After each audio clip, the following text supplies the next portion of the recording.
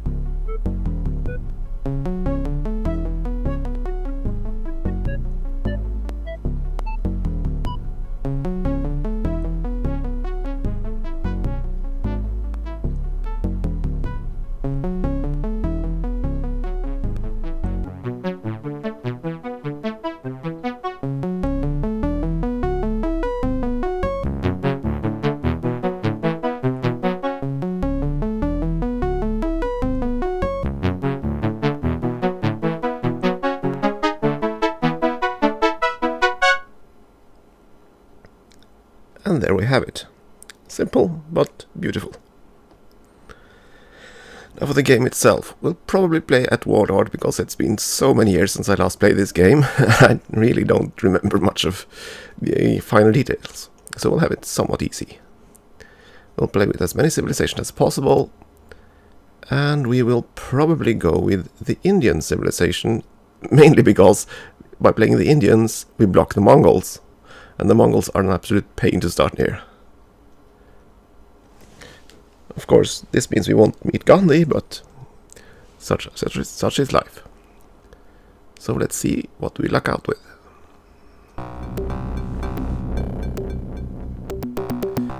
We start out with 2 extra techs, bronze working and the wheel. That means we probably have a very bad start. One of the first things we're gonna do is to set the options end of turn. Otherwise the game will just advance out of control. The start is too bad probably. We'll found just straight here.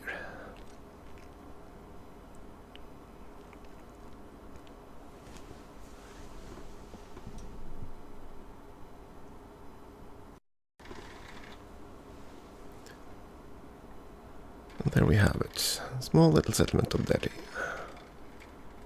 And we're going to make our first little unit here, and we don't start with a shield, and that's kind of annoying. Shield is basically production, and production is always king in these games. Okay, time to fire up the time. Oh, we might actually not actually have the tax rate for this. Let's see. Like so. Tax. I think we'll start with pottery. It takes a while for our first unit to be produced. And there it is. And we'll send it this way, perhaps.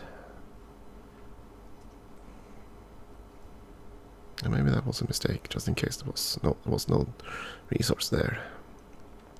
Now, as in any Civ game, the first part of the game is basically scouting a bit and finding these things, goodie huts. And we found pottery. And the researcher here is actually Sid Meier, in case you're wondering. Let's see, what is pottery? Pottery, civilization advance. Concomitant and essential to the agricultural revolution was the invention of pottery. For seasonal crops and domesticated animals to be really useful, sturdy and waterproof containers were necessary to hold and protect the surplus until needed. The discovery of the properties of clay, the kiln and the potter's wheel made dependable containers possible. Pottery was essential to the growth of substantial human populations. Without it, cities would not have been possible. And what does it actually give us? It allows us to build the granary improvement, which will improve cities' growth rate, and it gives us the hanging gardens wonder, which gives a little bit of a happiness boost.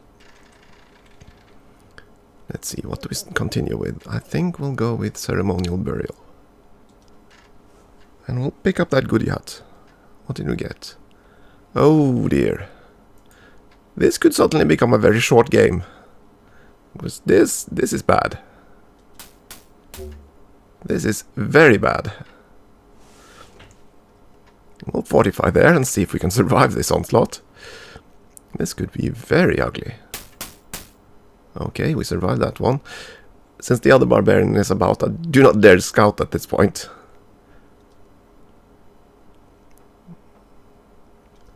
Maybe we should chance it. The other guy is almost finished. Let's see if we can risk going out here. Yeah, you go there and you go south. Hopefully if we march through defensive terrain, we should be okay.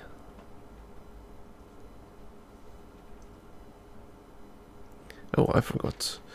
I should probably make a phalanx unit instead.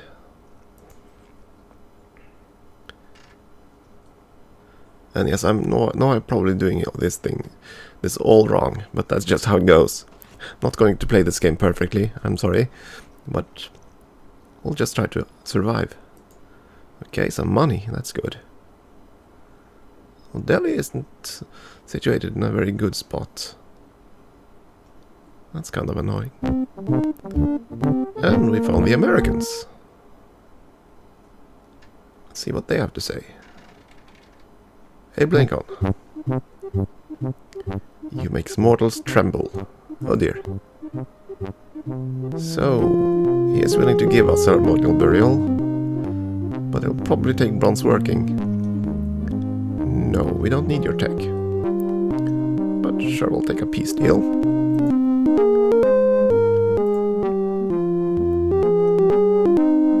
And we welcome peace. Well, not really. Because now that we found him, our first objective will be to kill him. If we can, because as you can see, we have absolutely no room to expand anywhere. And that's annoying. Scrolls of Ancient Wisdom. What did we discover? We discovered the alphabet. An alphabet is a group of symbols that represent phonemes, sounds that humans can make or distinguish. Some alphabets represent syllables. The ancestors of modern alphabets are the iconographic and ideographic symbols of ancient man, such as cuneiform and hieroglyphics. The modern alphabet of the West traces back to the Romans, then to the Greeks, and then to the Phoenicians. The alphabet was significant because ideas could now be transferred by being painted on pottery, carved in stone, or impressed in clay. Ideas no longer had to be exchanged face to face by voice or hand signals. And this gives us basically access to more technologies. Which is nice. I'd hope to get a weapons tech at this point, but okay. So, if we're going to kill Lincoln, we're going to need advanced weapons. And the only thing we have is the chariots. If we build 2 or 3 chariots, that probably should be enough to conquer him. Yes, I know, playing as India or Gandhi and being aggressive is perhaps a bit odd, but I think we have to. We can't have a neighbor that close, and honestly, we don't have much room to expand. So I think it's worth it just trying to limit him, if we can.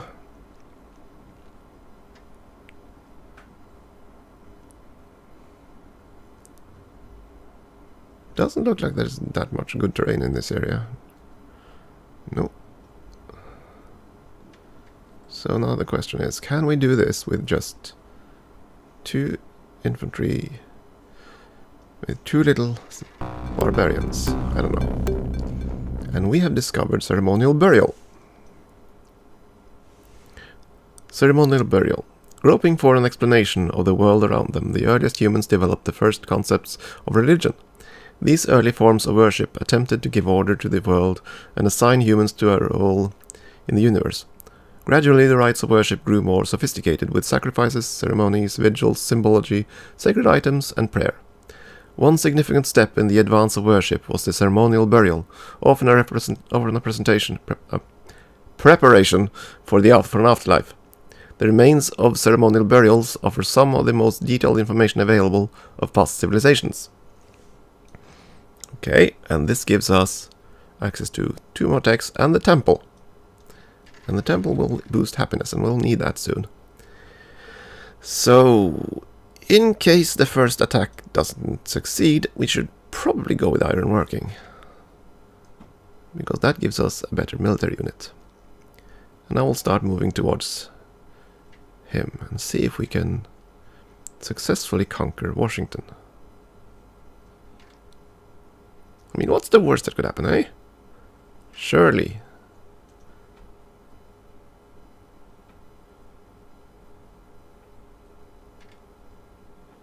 We have our first unit.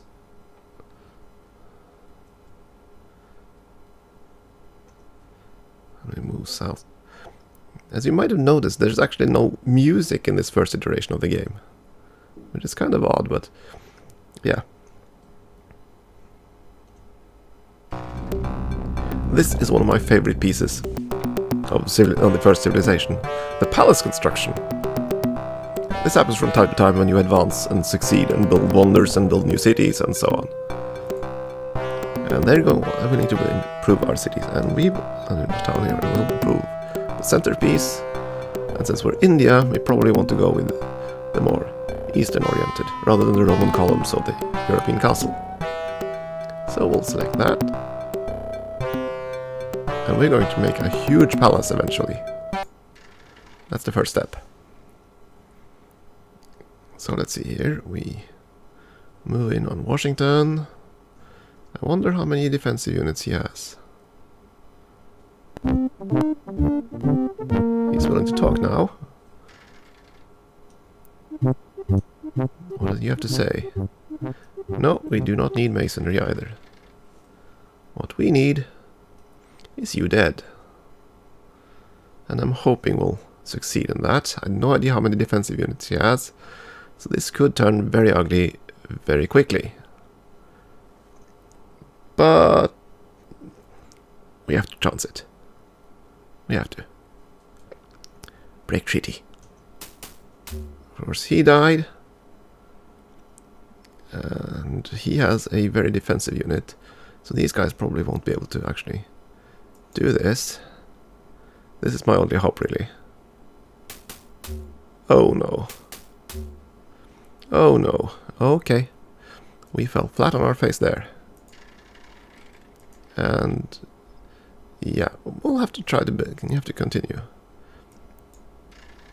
And this is one of my gripes with the original civilization, because it is an all or nothing.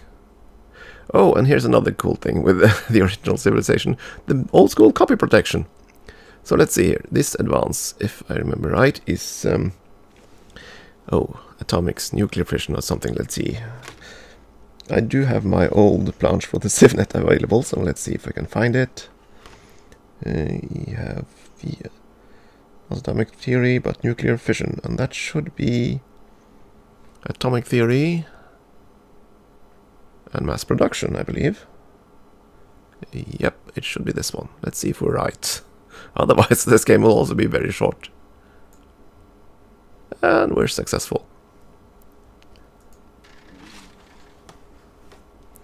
And we'll do an autosave here.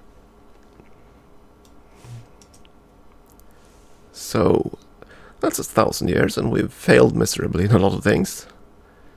We do have some shields building here, but now we just have to capture Washington to get back on track. And now we're at war, so yeah. How much would it cost us to buy it? No, that's not worth it.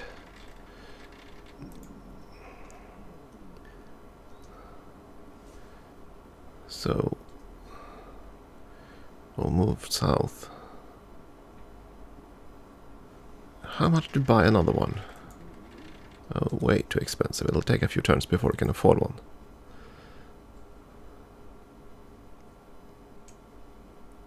And what really bothers me is that he might expand. Oh, this could turn ugly.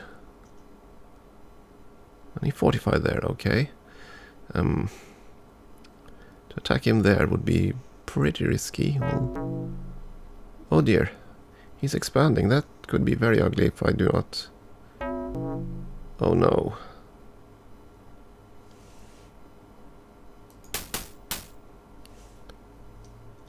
Okay, we lucked out there. Now we just have to see if we can catch up to the other city.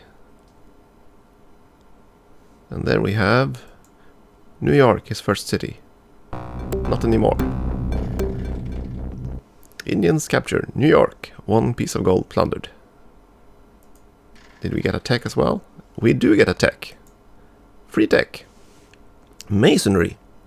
The aggregation of people into the first cities required permanent buildings.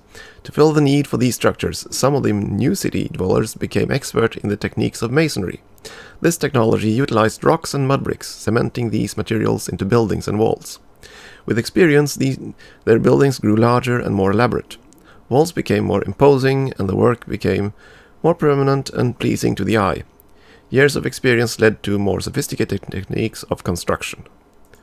And with masonry, we get access to more techs. We can now rebuild the palace if we ever lose it. We can build city walls, the pyramids, and the Great Wall. But we are still focused on trying to defeat Washington here, and we will need more military units for that. Can I buy the second unit now? I can. We'll do that. Hopefully, I'll succeed in actually conquering him this time. But I want to have both of them there.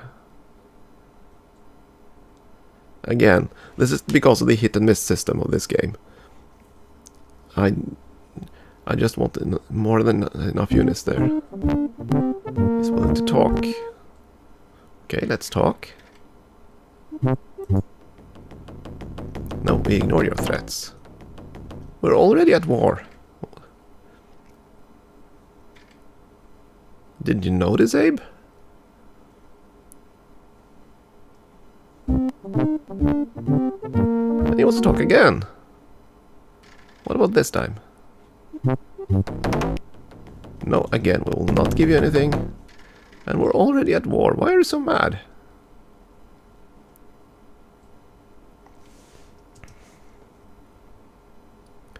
This is a bit of a gamble, but I don't think he'll attack. And he's defending up there. So, gamble time.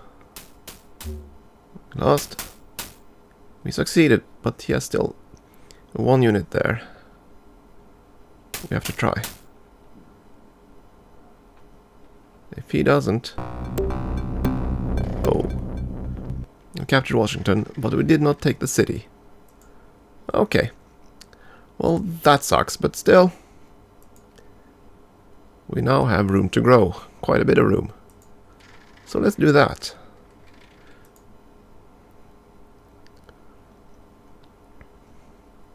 And we still have one unit to scout. So yes, we're not peace-loving apparently, we just murdered a civilization.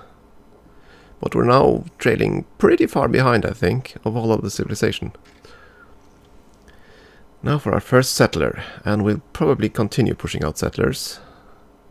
Because we really need to grab this territory, now. And we also need the settlers to build roads and stuff.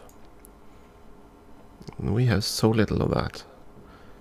So I think it's worth building at least one road before we push on. I really wonder just how far behind we are. But we have some tools to investigate. Top 5 cities. We don't know the cities yet, but we can see them. And Delhi is the largest one. I hope the Zulus aren't anywhere near, because they tend to be quite painful to deal with. Let's see demographics. Oh my goodness, we're far behind in most things. Yeah, this could go quite badly. We'll see. We'll probably not be able to build the wonders in time. Still, we have to keep playing and see where we end up, huh?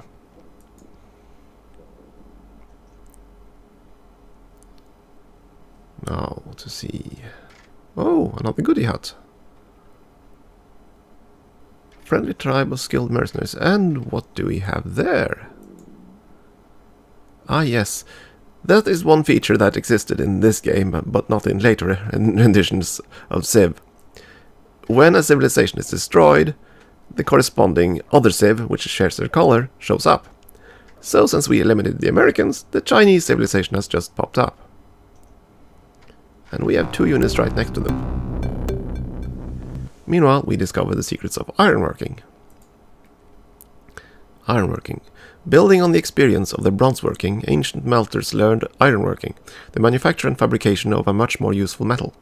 Iron ore was extremely common compared to copper and tin, and iron was harder, less brittle, and could hold a much sharper edge. It was an ideal material for tools and weapons. Some observers considered the development of ironworking to have been a key step in the advance of civilization. It made workers much more efficient and was found useful in many new applications. And this allows us to go to bridge building, gunpowder, and it builds the legion units, which is what I wanted. A bit late, but still. Now we really need to get to a better government, probably. But you also want the Great Library might actually advance us quite a bit since we're trailing behind in tech. Let's beeline for that and see if we can take it. And here we have the Chinese, and we won't give them a chance. We got 0 gold, destroy them, and they got no tech out of it, but yeah. Still, that gives us room to grow, and that's what we wanted.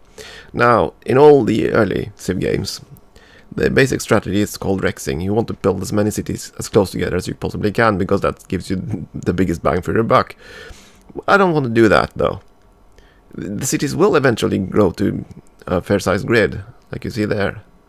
But that takes a long time. That's why rexing and just giving them a few squares is generally considered the better strategy. But again, I don't want to do that. So I want to place a city which gives us the most squares. And that's probably right on that swamp. It will give us some food from the deer there. Yeah, that's probably not too bad an idea. We'll build a city here. I don't remember if I can settle directly on top, but we can. Let's do that. City of Bombay. Bombay founded 2460 BC.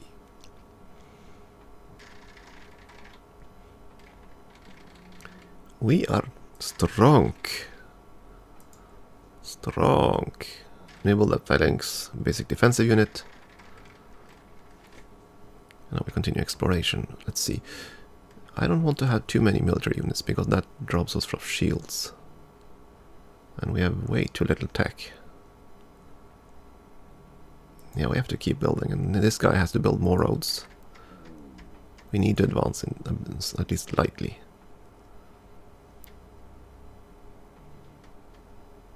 Hopefully, the Americans will be on the other civ on the continent.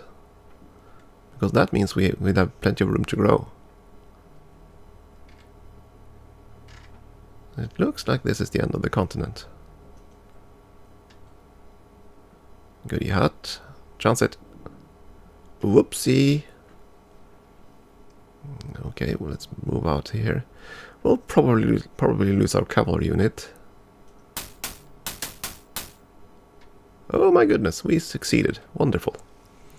And here is another settler built. Building a settler does take one population out of the city, and that's kind of hurtful. But we have to deal with it. So, do we build another settler unit?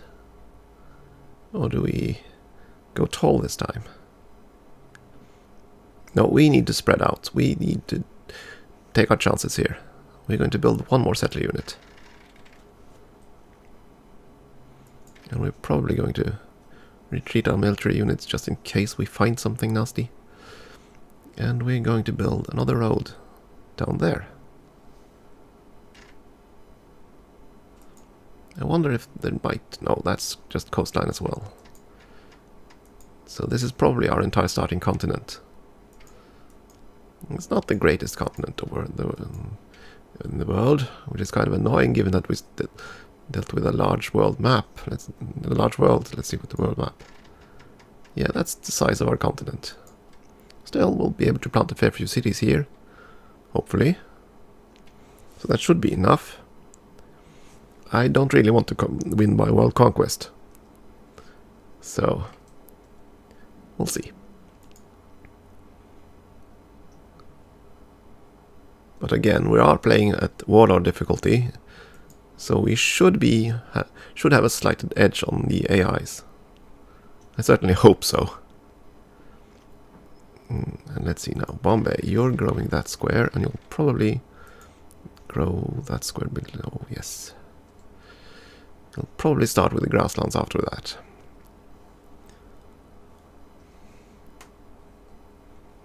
So we'll just keep moving our units home. I don't recall if there was a city connection factor in this game, but I don't think there was.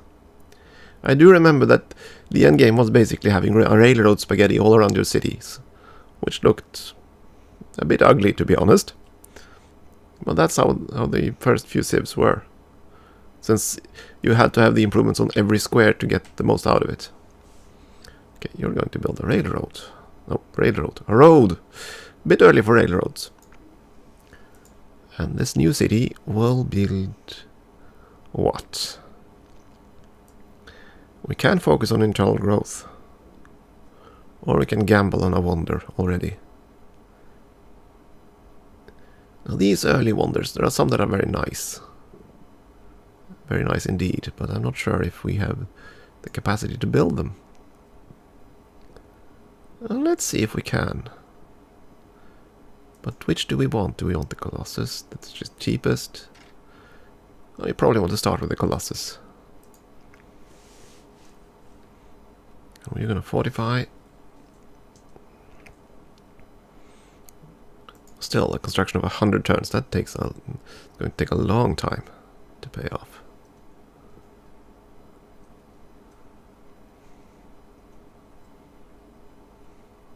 Now he has an extra square to... I don't remember, did they give bonus? I don't think they do. Yeah, we're going to plant a third city, I think, and we're probably going to go further south. He controls these squares. So a city here would control those squares, and we can leave the fish for a coastal city up here. Yeah, I like that idea. Let's go south.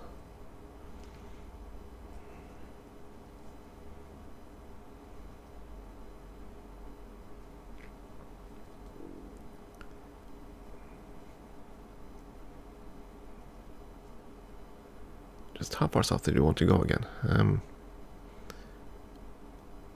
This is how unfocused I can get. Let's see. Yeah, we wanted on that square, I think.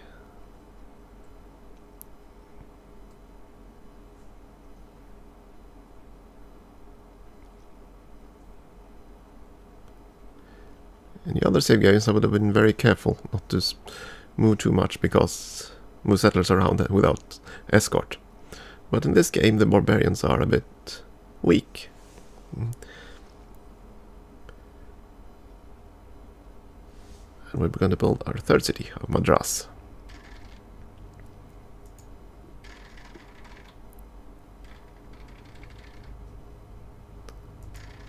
There we go. And Madras is going to also build a phalanx unit. Ideally we'd have 2 defensive units just to be sure, but we don't have any immediate threats, and I'm hoping there won't be any random barbarians showing up.